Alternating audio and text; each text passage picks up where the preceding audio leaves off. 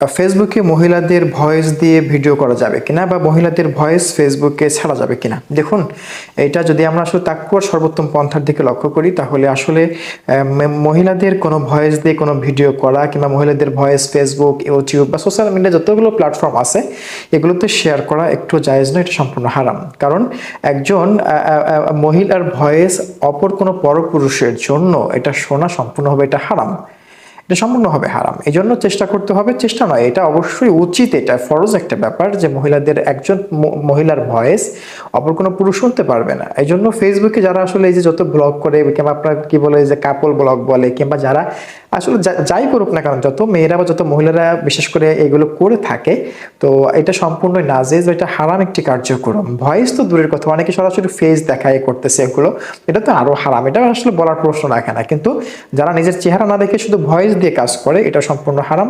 voice দিয়ে